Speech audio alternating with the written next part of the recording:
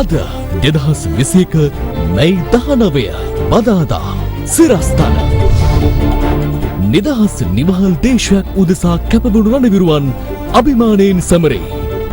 ජාතික රණවිරු දින සැමරුම ජනපති ප්‍රධානත්වයෙන් මෙරට කොවිඩ් මරණ දහස පනි.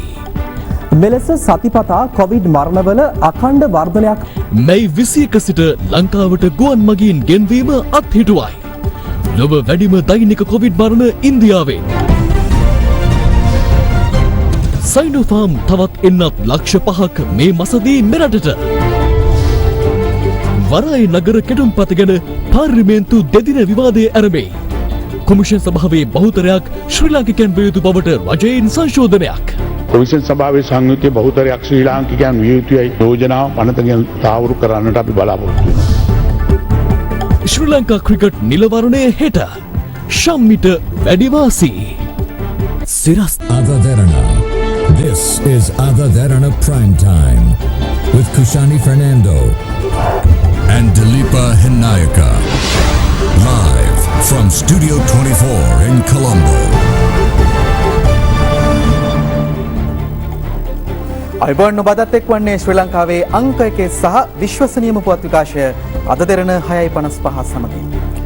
දශක 3ක සාපකාරී ත්‍රස්තවාදය අවසන් කර වසර 12ක් ගත වීම නිමිත්තෙන් ජාතික රණවිරු දින සැමරුම අද පසුරුවේ ජනාධිපති ගෝඨාභය රාජපක්ෂ මහතාගේ ප්‍රධානත්වයෙන් පැවැත්වුණා. සැමරුම් උත්සවය පැවැත්වුණේ රට තුළ පවතින කොවිඩ් වාතාවරණය හමුවේ සෞඛ්‍ය උපදෙස්වලට අනුකූලවයි. The big story. දශක 3ක කුරිරු ත්‍රස්තවාදය තුරන් කිරීම වෙනුවෙන් නිවිදුන් අභීත රණවිරුවන් අනුස්මරණය කිරීමේ ජාතික රණවිරු දින සැමරුම අද පස්වරු 4:30ට ආරම්භ වුණා. සැමරුම් උත්සවය පැවැත්වුණේ ශ්‍රී ජයවර්ධනපුර කෝට්ටේ පාර්ලිමේන්තු සංකීර්ණය අභ්‍යාස පිහිටි රණවිරු ස්මාරකයාසලදී.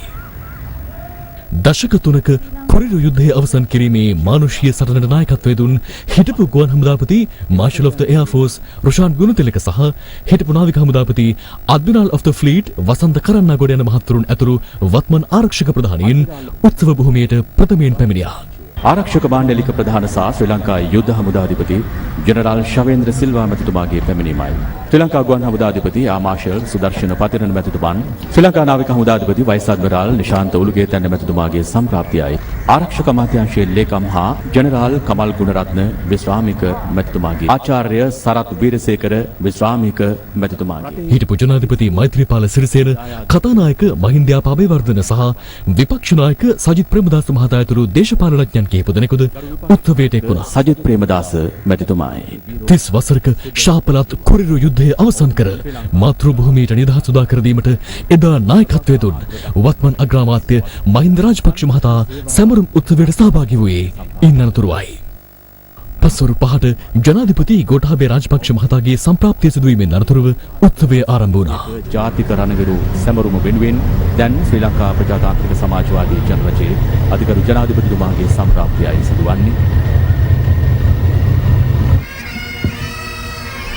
The arrival of His Excellency the President of Democratic Socialist Republic of Sri Lanka, Honorable Gotabaya Rajapaksa.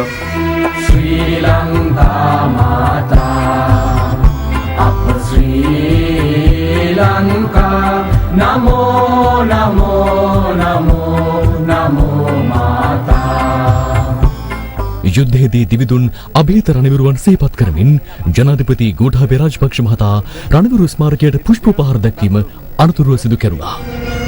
For his bravery in the battle, අනිකුත් සම්භාවනීය අමුත්තන් ස්මාරකයේ වෙත පුෂ්පෝපහාර දැක්වුවේ මෙලෙසින්.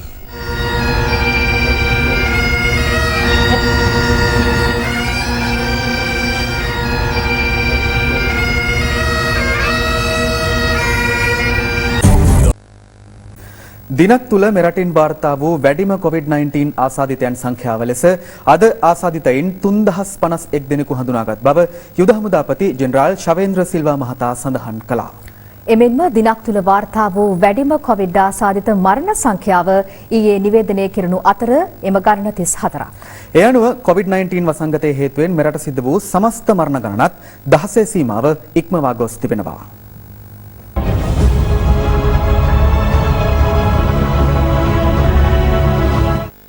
දිනක් තුළ මෙරටින් වාර්තා වූ වැඩිම කොවිඩ් ආසාදිත මරණ සංඛ්‍යාව සෞඛ්‍ය සේවා අධ්‍යක්ෂ ජනරාල්වරයා ඊයේ තහවුරු කළ අතර එම ගණන 34ක්. එම මරණ 34ත් සමග මෙරට සමස්ත කොවිඩ් මරණ සංඛ්‍යාව 16 සීමාව පසු කළා.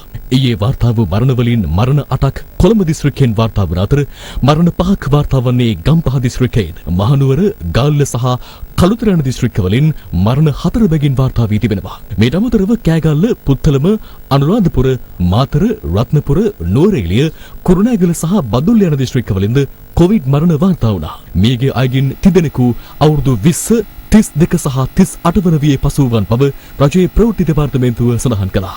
වසංගත රෝග විද්‍යා ඒකකයේ දත්තවලට අනුව මෙරට ජනගහනයෙන් සෑම මිලියනයකටම වාර්තා වන කොවිඩ් මරණ සංඛ්‍යාව අද වන විට 42ක් දක්වා ඉහළ ගොස් තිබෙනවා.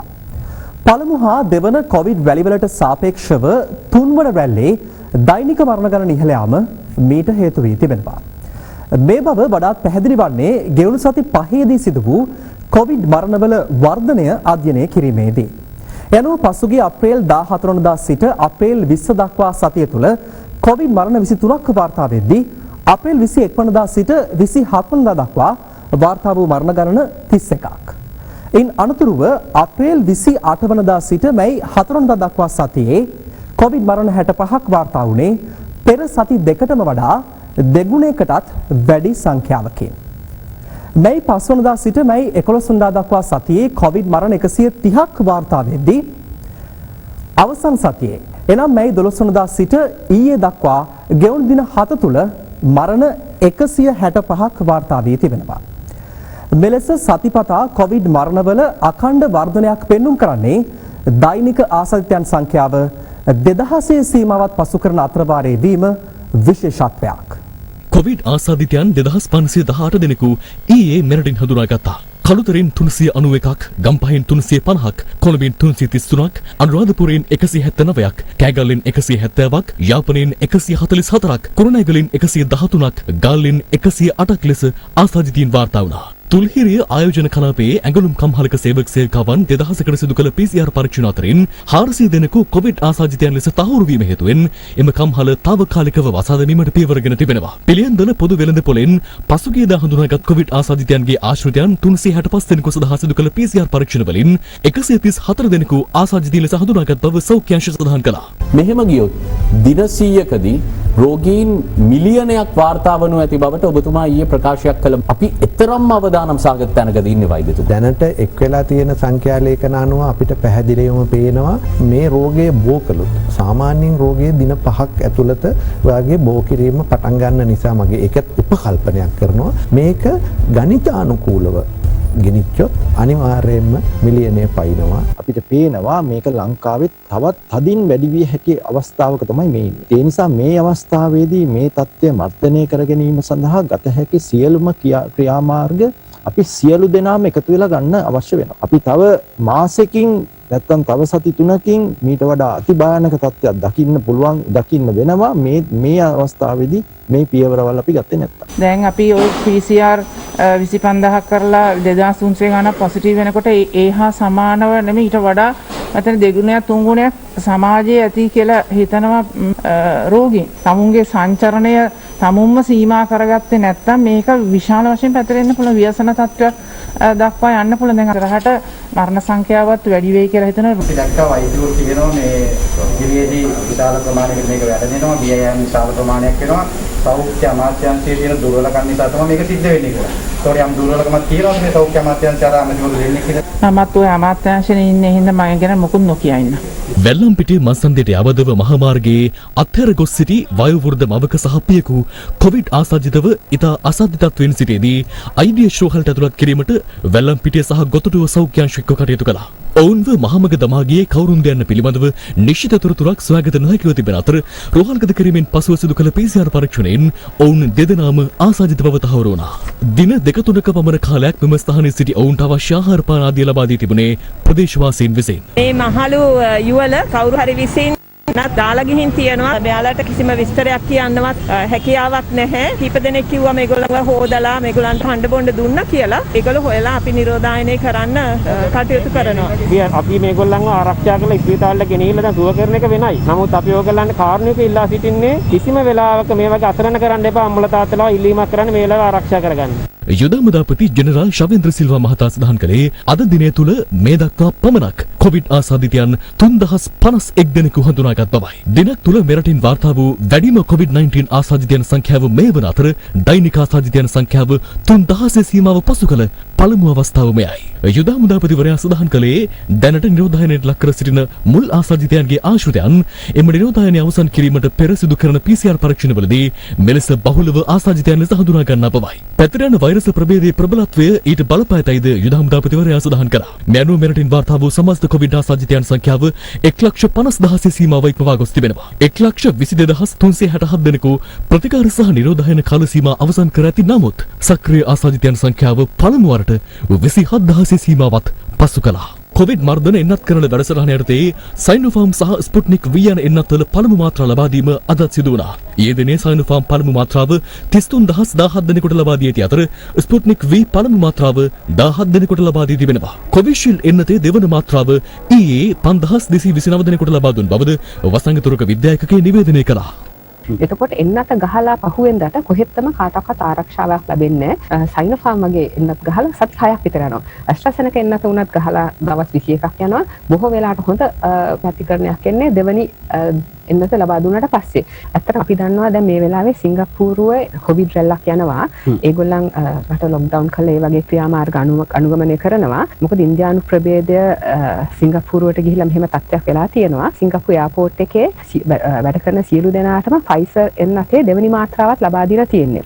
එනමුත් ඒගොල්ලන් ඉන්දියන් ප්‍රභේදයේ ආසාදිතය වුණා. ඒගොල්ලන්ට රෝග ලක්ෂණ පහළ වුණේත් නැහැ. ඒතර එන්නත් වලින් ඒගොල්ලන්ව ආරක්ෂා කරා. නමුත් ඒගොල්ලන් ආසාදිතයන් වෙලා ගෙවල් වල අයට එම වෛරසය ආසාදී වෙනවා. එතකොට ඒගොල්ලන් ගෙවල් වල අය ආරක්ෂා වෙලා තිබුණේ නැහැ මේ මෙන්නත ගහලා. සහ ඒ මගින් සමාජගත වුණා කන්ට්‍රෝල් කරපු රටවල් ගත්තොත් එහෙම එම රටවල් වල ඔෆිසර්ස් වල කවුරුවත් එකට කන්නේ නැහැ. එකට කන්න අවසරයක් නැහැ. මොකද එම කන වෙලාවට මාස්ක් එක ගලවලා එම රෝගේ පැතිරීමේ හැකියාවක් තියෙන හින්දා. ජනතාවගෙන් ඉල්ලා සිටිනවා ඔබ ඇස්ට්‍රාසෙනිකා එන්නත පළවෙනි මාත්‍රාව ලෙස ලබාගෙන සිටින කෙනෙක් නම් මේ වෙන විට ලබා දෙන සයිනෝෆාම් එන්නත ගිහිල්ලා ලබා ගන්න එපා කියන. මොකද එය සෞඛ්‍ය අමාත්‍යාංශය විසින් නිර්දේශ නොකරන දෙයක්. මොකද අපිට ඇතැම් තැන්වලින් වාර්තා වෙලා තියෙනවා එවැනි සිද්ධීන්. කිරිදෙන මවට ගිහිල්ලා තමන්ගේ එන්නත ලබා ගන්න පුළුවන්. එන්නත ලබා ගන්න පස්සේ මව්කුඩි දීම කරගෙන යන්න පුළුවන්. ඉතින් ගර්භණී මව්වරුන්ට එන්නත ලබා දීම සුදුසු බව තාක්ෂණික මණ්ඩලය තීරණය කරා. ඒට අවශ්‍ය කටයුතු සම්පාදනය කරන්න කුඩා කමිටුවක් පත් කරමින් යනවා. සයිනෝෆාම් එන්නතේ තවත් මාත්‍රා ලක්ෂ 5ක් මෙම මාසය තුළ ප්‍රධානයක් ලෙස මෙරටට ලැබීමට නියමිතයි. අතිගරු ජනාධිපති ගෝඨාභය රාජපක්ෂ මැතිතුමා චීනයෙන් සිදු කළ විශේෂ ඉල්ලීමකට දැක්වූ ප්‍රතිචාරයක් හැටියට තමයි මෙම මාත්‍රා ලක්ෂ 5ක් අපට ප්‍රධානයක් හැටියට ලැබෙන්නේ. මේ අතර ලැබෙන මැයි මාස 21 වෙනිදා මධ්‍යම රාත්‍රියේ සිට මැයි 31 වෙනිදා මධ්‍යම රාත්‍රිය දක්වා බලපැවැත්වෙන පරිදි විදේශයන්හි සිට මෙරටට ගුවන් සේවා හරහා මගී පැමිණීම් අත්හිටුවීමට පියවරගෙන නැතයි සිවිල් ගුවන් සේවා අධිකාරිය සඳහන් කළා.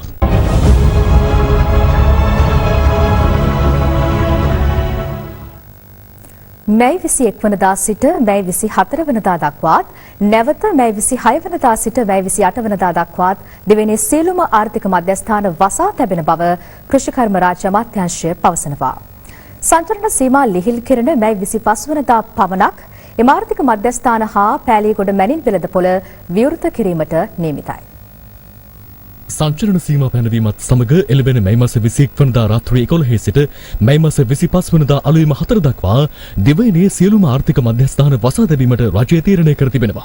ඒ අනුව මැයි මාස 25 වනදා අලුයම 4 සිට එදින පස්වරු 4 දක්වා යලිත් එම ආර්ථික මධ්‍යස්ථාන සියල්ල විවෘත කිරීමට නියමිතයි. ඉන් අනතුරුව මැයි මාස 25 වනදා රාත්‍රී 11 සිට මැයි 28 වනදා අලුයම 4 දක්වා සියලු ආර්ථික මධ්‍යස්ථාන නැවතත් වසා තැබෙනවා. ඒ වගේම අදාළ දිස්ත්‍රික් ලේකම්වරු ප්‍රාදේශීය ලේකම්තුමන්ලා විසින් මේ මාසේ 24 වෙනි සඳුදා දිනයේත් මේ මාසේ 28 වෙනි සිකුරාදා දිනයේත් භාණ්ඩ රැගෙන ඒමට සහ රැගෙන යාම සඳහා ලොරි රථවලට අවසර පත්‍ර ලබා දීම ඒ දින දෙකේදී සිදු වෙනවා. මේ වෙලාවන් මැනින් වෙළඳපොළටත් අදාළ වෙනවා. මේ අතර 2020-2021 අධ්‍යයන වර්ෂය සඳහා විශ්වවිද්‍යාලවලට සෙසුන් බඳවා ගැනීමේ අයදුම්පත් බහර ගැනීම මැයි 21 වෙනිදා සිට ආරම්භ කරන බව විශ්වවිද්‍යාල ප්‍රතිපාදන කොමිෂන් සභාව පවසනවා. ජූනි මාස 11 වෙනිදා තෙක් අයදුම්පත් බහර ගැනීම සිදු කරනු ඇති. අන්තර්ජාලය ඔස්සේ අනිවාර්යයෙන්ම දරුවන් තමන්ගේ අයදුම්පත යොමු කරන්න අවශ්‍යයි. දෙවනුව ඒ තමන් ඒ පුරවාගත්ත ඒ පෝරමය පින්තූරයක් අරගෙන විශේෂයෙන්ම එහි අත්සන යොදා විශ්වවිද්‍යාල ප්‍රතිපාදන කොමිෂන් සභාවට apply 2020@ugc.ac.lk කියන විද්‍යුත් ලිපිණයටයි මේ දරුවෝ තමන්ගේ අයදුම්පත යොමු කරන්න ඕනේ. ලියාපදිංචි තැපෑලටත් ඔබගේ ඒ පුරවපු පෝරමේ පිටපතක් ප්‍රතිපාදන කොමිෂන් සභාවට ලැබෙන්න සලස්වන්න අවශ්‍යයි. කොවිඩ් වසංගතය ආරම්භයෙන් පසු ඕනෑම රටකින් දිනකදී වාර්තා වූ ඉහළම කොවිඩ් මරණ සංඛ්‍යාව ඉන්දියාවෙන් වාර්තා වුණා.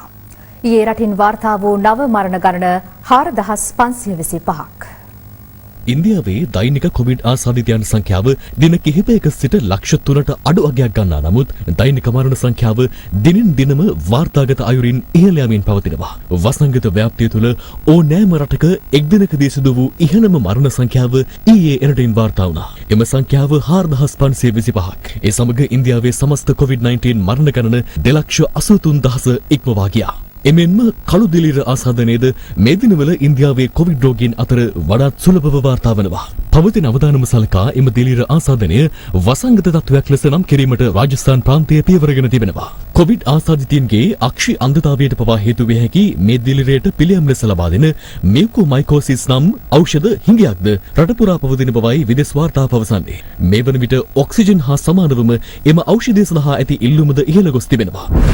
යතුර වයස අවුරුදු 12ත් 15ත් අතර ළමුන්ට ෆයිසර් බයොන්ටෙක් කොවිඩ් එන්නත ලබා දීම සඳහා සිංගප්පූරුවේ සෞඛ්‍ය බලධාරීන්ද අනුමැතිය ලබා දී තිබෙනවා. ලොව අන් සියලු රටවලට සාපේක්ෂව බ්‍රසීලයේ කොවිඩ් ආසාදිත ලතුරු මරණ ගණන කැපී පෙනෙන ලෙස ඉහළ ගියක් ගෙන තිබෙනවා. අවුරුදු 5 සහ 5ට අඩු ළමුන් 832 දෙනෙකු මේ වන විට වසංගතයෙන් මිය ගොස් අවසන්. නමුත් සෞඛ්‍ය අංශ පවසන්නේ සත්‍ය මරණ ඊට වඩා වැඩි අගයක් ගන්නා බවයි. බ්‍රසීලයට වඩා වැඩි ජනගහනයක් ඇති රටවලින් වුවත් කොවිඩ් නිසා මෙතරම් ලදරු මරණ සිදුව නැහැ. මෙවර ටෝකියෝ ඔලිම්පික් උළෙල පැවැත්වීමට ජපාන ජනතාවකින් 80%ක් විරුද්ධ බව ද ගාඩියන් පුවත් සේවාව වාර්තා කරනවා. ජපාන පුවත් පතක් කළ මේ සමීක්ෂණයට අනුව නියමිත ලෙස ඔලිම්පික් උළෙල පැවැත්වීමට කැමැත්ත පළ කර ඇත්තේ 14%ක පිරිසක් පමණයි. සමස්ත ගෝලීය කොවිඩ් වෛරස් ආසාදිතයන් සංඛ්‍යාව අද වන විට 16 කෝටි 50 ලක්ෂයකට ආසන්න වී තිබෙනවා. ගෝලීය මුළු කොවිඩ් මරණ සංඛ්‍යාව 34 ලක්ෂ 20000කට අධිකයි. කොළඹ වරාය නගර ආර්ථික කොමිෂන් සභාවේ සංයුතියේ බහුතරයක් ශ්‍රී ලාංකිකයන්ගෙන් සමන්විය යුතු බවට සංශෝධනයක් කෙටුම්පතට ගෙන ඒමට රජය සූදානම් බව අග්‍රාමාත්‍ය මහින්ද රාජපක්ෂ මහතා පවසනවා. අග්‍රාමාත්‍යවරයා මේ බව සඳහන් කළේ කොළඹ වරාය නගර ආර්ථික කොමිෂන් සභා පනත් කෙටුම්පත සම්බන්ධයෙන් වූ පාර්ලිමේන්තු විවාදය අද ආරම්භ කරමින්. විනය පත්‍රය අංක 1 කොළඹ වරාය නගරයේ ආර්ථික කොමිෂන් සභාව පනත් කෙටුම්පත. ගරු කතානායකතුමනි, කොළඹ වරාය නගරයේ ආර්ථික කොමිෂන් සභාව පනත් කෙටුම්පත මේ ඉදිරිපත් කරනවා. සමගි ජන බලවේගයේ නීතිඥ මහත්වරු ශ්‍රේෂ්ඨාධිකරණයට කරුණු ඉදිරිපත් කළා. ශ්‍රේෂ්ඨාධිකරණයේ සංශෝධන 25කට ආසන්න ප්‍රමාණයක් ඔබතුමාට දැනුවත් කරලා තියෙනවා. මහ ගාහන කැමැති සභානායකතුමාගෙන් ඒ ශ්‍රේෂ්ඨාධිකරණය දුන්න තීන්දුව අනුව සංශෝධන ගේනවද? විලාවට ගේනවා. මේ ඉදිරිපත් කරන ලද කෙටුම්පතට ප්‍රධාන වශයෙන් සංශෝධන වර්ග දෙකක් තිබෙනවා. ආණ්ඩුව විසින් ශ්‍රේෂ්ඨාධිකරණයට නීති ප්‍රතිපාර්ලිමේන්තුව හරහා ඉදිරිපත් කරන ලද සංශෝධන, අනිත් එක ශ්‍රේෂ්ඨාධිකරණය විසින් කෙටුම්පත සැලකිලිට භාජනය කොට ඉදිරිපත් කොට තිබෙන සංශෝධන. දැන් අපේ මේසෙ උඩ තියෙන පනත නෙවෙයි ඇත්තටම සම්මත වෙන්න නියමිතව තිබෙන්නේ. ගරු මන්ත්‍රීතුමනි, අපි ඒ ටික ඔබතුමන්ලාට අද දහවල් වෙනකොට ලබා දෙන්නම්. ඒ සියලු දේවල් අර ඩිටර්මිනේෂන් එකේ තියෙන ආකාරයටම තමයි සිද්ධ වෙන්නේ. ගරු කතානායකතුමනි, අප රජයේ නිරන්තරයෙන් ජනතාවට සමන් දෙන රජය ශ්‍රේෂ්ඨාධිකරණයට ගරු කරනවා. මේ පනත පිළිබඳ ශ්‍රේෂ්ඨාධිකරණය ලබා දී ඇති සියලුම උපදේශ සහ නියෝග දෙවන කියවීමේදී ඉක්තු කිරීමට අපි බලාපොරොත්තු වෙනවා.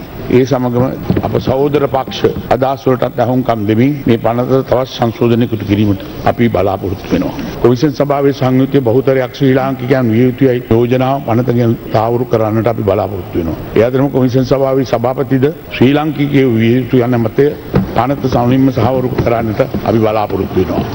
මෙවැනි සංශෝධනයක් ඉදිරිපත් කරන්නට අවශ්‍යතාවය පැන නැගීමට හේතුව පසුගිය රජය විසින් කරන ලද අඥාන පත්වීම් හරහා ශ්‍රී ලංකාවට සිදු වූ දැවැන්ත පාඩු බව අපි දන්නවා. මේ වරාය නගරයේ බිහිවන රැකියා අවස්ථාවලින් 75%ක්වත් ශ්‍රී ලංකිකයින්ට වෙන්විය යුතුයයි රෙගුලාසියද අපි ගෙනෙන්නට බලාපොරොත්තු වෙනවා. එසේ කරනවාට සමගම අවශ්‍ය විශේෂ නිපුණතා ශ්‍රී ලාංකිකයන් සතු නොවන සමහර අවස්ථාවලදී මෙම කොන්දේසිය ලිහිල් කිරීමට කොමිෂන් සභාවට අවකාශය ලබා දිය යුතුයි අපි විශ්වාස කරනවා. අන්තිමට මොකද වුනේ? ශ්‍රේෂ්ඨාධිකාරණය මේකට කුළු ගෙඩි පහරක් ගැහුවා. ගහලා කිව්වා මෙන්න මෙවුවා විවස්ථාවට අනුකූල නැහැ. පාර්ලිමේන්තුවේ අධීක්ෂණයෙන් එළියට මේක ගන්න බෑ. ඒකට අපි විරුද්ධ වුණා. මේ නියාමනය මහ බැංකුවෙන් එළියට අරගෙන SCC එකෙන් එළියට අරගෙන මේ කොමිසමට බාර දෙන එක. ඒ බලය මහ බැංකුවේ තියෙනවා. ඒවා පිළිගත්තා ශ්‍රේෂ්ඨාධිකාරණය. මේකේ නඩු තීන්දුව එක තැනක තියෙනවා ගරු අගමැතිතුමා obnoxious කියලා කියනවා. ඒ කියන්නේ අප්‍රසන්නයි මං හිතන්නේ. මොකක් ගැනද obnoxious කියන්නේ? මේ වරාය නගරය ඇතුලේ කවුරු හරි රෙජිස්ටර් වුණා. ඒ කට්ටියට පුළුවන් ලංකාවේ ඕන තැනක අර තියෙන සියලු බදු නිදහස්, VAT නිදහස්, ඉන්කම් ටැක්ස් නිදහස් පාවිච්චි කරලා කුරුණෑගල ආයතනයක් පටන් ගන්නවා. අගය වැඩි හරියක් තමන්ගේ හෙඩ්ක්වෝටර්ස් එකට බිල් කරනවා වරාය නගරේ, අඩු හරියක් බිල් කරනවා කුරුණෑගල තමන්ගේ ජොයින්ට් වෙන්චර් එකට. ගෙනල්ලා ඒ ලාභේ බදු නෙගවා මේ ලාභේ භුක්ති විඳිනවා අර වැඩපිළිවෙල හරහා. ඒක obnoxious අප්‍රසන්නයි කියලා කිව්වා ශ්‍රේෂ්ඨාධිකරණය.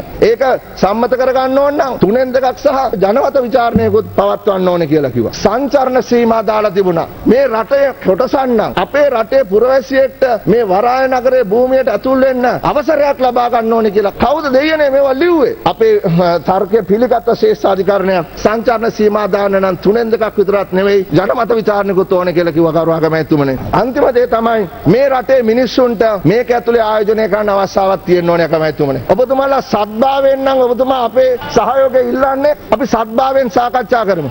ඊයේ වෙනකොට 34 දෙනෙක් මැරිලා. ප්‍රමුඛත්වයේ දෙන්න ඕන රටේ සෞඛ්‍ය ආරක්ෂාව. 14 15 16 වහලා 21 ඉඳලා 30 වෙනකම් වහලා මේක පාස් කරගන්න පාර්ලිමේන්තුවේ ඇරියා. කොරෝනා වසංගතයේ ලංකාවට පැමිණ අවස්ථාවේ පාර්ලිමේන්තුව විසිරුවා හැරලා තිබුණේ. ඒ අවස්ථාවේ දැන් මේ විපක්ෂය එදා කිව්වේ කොරෝනා වසංගතය නිසා වහම පාර්ලිමේන්තුව කැඳවන්න. එදා මෙතුමන්ලට බහුතර බලය. අද බහුතර බලය අපිට. කොරෝනා තිබියදී පාර්ලිමේන්තු බලය අපිට නම් පාර්ලිමේන්තුව කැඳවීම හොඳ නැහැ. මේගොල්ලෝ චීන සරණං ගච්ඡාමි ආණ්ඩුව. චීන නැත්තම් ජීවිතයක් නැහැ. මේගොල්ලෝගේ සිං ජිම්පින් අප්පොච්චි මත තමයි මේ ආණ්ඩුව යැපෙන්නේ. අපිට බලයක් ආපු දවසකට මේ අපි ඉදිරිපත් කරලා තියෙන සංශෝධන 7 ඔබතුමාලා පිළිගන්නේ නැත්නම් අපි අනිවාර්යෙන් මේ පනත ඉවත් කරන්න සංශෝධන කරන්න කටයුතු කරනවා. අනිත් ගැටලුව වූයේ මේ කමිෂන් සභාවේ මුල්‍ය කටයුතු ජාත්‍යන්තර ගණකාධිකාරී ආයතනයකින් පරීක්ෂාවට ලක් කිරීම. දැන් මේ පනත් කෙටුම්පතෙන් අපේ විගණකාධිපතිතුමාගේ කාර්යභාරය ඉවත්කොට නැති නිසා එම ක්‍රියාවලියත් විගණකාධිපතිතුමාගේ සුපරීක්ෂාව යටතේ කෙරෙන බවට පැහැදිලි කිරීමත් එක්ක එම ගැටලුවත් අද වෙනකොට විසඳී තිබෙනවා. මේ අතර රට පාවා දෙන පෝට් සිටි පනත සම්මත නොකරනු යන තේමාව යටතේ ජනතා විමුක්ති පෙරමුණ සංවිධානය කර තිබූ නිහඬ විරෝධතාවයක් අද පාර්ලිමේන්තු වටරවුම අසලදී පැවැත්වුණා. මේ ආණ්ඩුව මුළු රටම කොරෝනා මරණ බියෙන් වෙවුලලා තියෙනවා. හදිස්සිය අද තමයි ආණ්ඩුව පැත්තෙන් මේ පනතට අදාළ සංශෝධන ඉදිරිපත් කරන්නේ. ඒ නිසා අපි ආණ්ඩුවට බල කරලා කියනවා මේ දවස් දෙකේ දැන් දාගත්ත නිසා විවාදේ කරමු. හැබැයි විවාදයෙන් පස්සේ සම්මත කරන එක පස්සට දාලා රටේ ජනතාවට මේ පිළිබඳ අදහස් දක්වන්න අවස්ථාවක් දෙන්න. කොළඹ වරාය නගර ආර්ථික කොමිෂන් සභා පනත් කෙටුම්පත හෙට දිනයේ සම්මත කර නොගන්නා ලෙස පූජ්‍ය ඇල්ලේ ගුණවංශ හිමියන් සහ අගරාධගුරු අතිඋතුම් මැල්කම් කාදිනල් රංජිත් හිමිපාණන් රජයෙන් ඉල්ලා සිටිනවා. උන්වහන්සේ මෙම ඉල්ලීම සිදු කළේ කොළඹ හත ධර්මායතනයේදී අද පස්වරුවේ විශේෂ ප්‍රවෘත්ති සාකච්ඡාවකට එක්වෙමින්. අපිට ප්‍රශ්නයක් තියෙනවා. ඇයි මේ තරම් ඉක්මනට කලබලෙන් මෙවැනි පනතක් සම්මත කරගන්න හදන්නේ කියලා. කලින් රජය කිව්වේ කිසිම ගැටලුවක් නැහැ. ඊටාම හොඳ වැඩ පිළිවෙලක් තමයි අපි ඉදිරිපත් කරලා තියෙන්නේ කියලා. එසේනම් ශ්‍රේෂ්ඨාධිකරණය මේ සංශෝධන 25ක් ඉදිරිපත් කරන්නේ මොකද? අපි කියනවා විත්ත පුරවැසියන් මේකටපත් නොකළ යුතුයි. ශ්‍රී ලාංකිකයින්ට මේ කමිටු වලට බඳවා ගත යුතුයි කියන දැඩි තීරණයක අපි සිටින. ආණ්ඩුක්‍රම ව්‍යවස්ථාවට නැති ප්‍රශ්න තොගයක් අපට තියෙනවා. ඒ නිසා අපට ඒව රජයත් සමග කතා කරගත යුතු තිබෙනවා. මේ රජයට පැහැදිලිව කියනවා කරුණා කළා අපි දීපු රට ඒ ආකාරයටම අපහුව අපිට ලබා දිය යුතු අවසානයේ. චරයි ඉර එතන. මීට අවුරුදු ගානකට කලින් හිටපු ආණ්ඩුව හම්බන්තොට වරාය පිළිබඳව සම්මුතියකට ගිය වෙලාවේදී මේ දැන් රජය කරන ආණ්ඩු පක්ෂයේ ඈයොම ඒකට විරුද්ධව තදින් කටයුතු කරා. මේ කටයුත්තේදී ඊටත් වඩා කලබලයකින් මේ කරන්න යන වැඩපිළිවෙල පිළිබඳව ජනතාව වෙනුවෙන් ලොකු ප්‍රශ්නයක් අපිට මතුවෙනවා. ඒ නිසා අපි රජයෙන් ඉල්ලා සිටිනවා කරුණා කරලා පුළුල් කතිකාවතක් ඇති කරලා සෑම දිනාගේම අදහස් උදහස් විමසලා මෙම පනත ඉදිරිපත් කරන්නට කටයුතු කරන්න කියලා. පාස්කු ත්‍රස්ත ප්‍රහාරයේ මහමොලකරු වන්නේ දැනට ආරක්ෂක අංශවල රැඳවුම් බහරේ සිටින නෞෆ මෞලවි නැමැත්තා බවට ඇමරිකානු FBI බුද්ධි සේවය තහවුරු කර ඇතැයි මහජන ආරක්ෂක අමාත්‍ය රියාද් මිරාල් ආචාර්ය සරත් වීරසේකර මහතා අද යලි තහවුරු කළා.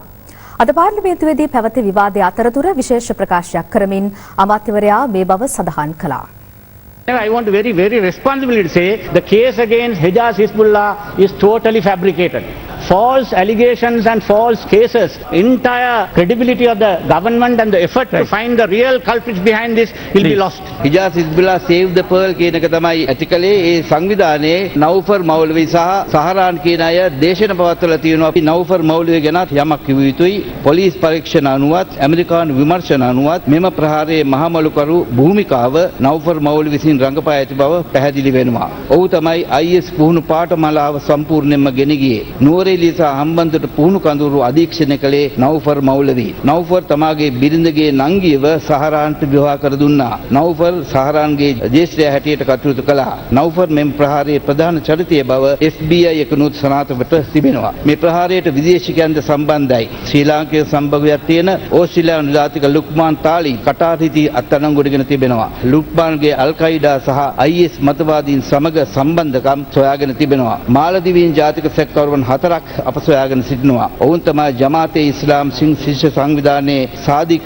අබ්දුල්ලාට මුදල් ලබා දුන්නේ සහ ආයුධ හදන්නට ලේත් මැචුමක් ලබා දුන්නේ. නීතිපතිවරයා කියනවා මෙතන කන්ස්පිරසි එකක් තියෙනවා කියලා. කුමන්ත්‍රණයක්. මේකේ මහමොලකරු කියන පුද්ගලයා කවුද කියන එක හොයන වැඩසටහනට පිළිතුරක් ලබා දෙන්න. මේ කතා කරන සියලු දෙනාම යහපාලන රජයේ හිටපු මන්ත්‍රීවරු ඇමතිවරු සහරාන්ව 2018 දී අත්අඩංගුවට ගන්න කියලා රාජ්‍ය බුද්ධි අංශය කියනකොටත් කිසිම අධ්‍යයනයක් ගත්තේ නැහැ. ගත්තනම් මේ කිසි දෙයක් වෙන්නේ නැහැ. එහෙනම් මේ සියලු දෙනාම ඒ ප්‍රහාරයට වග කියන්න ඕනේ.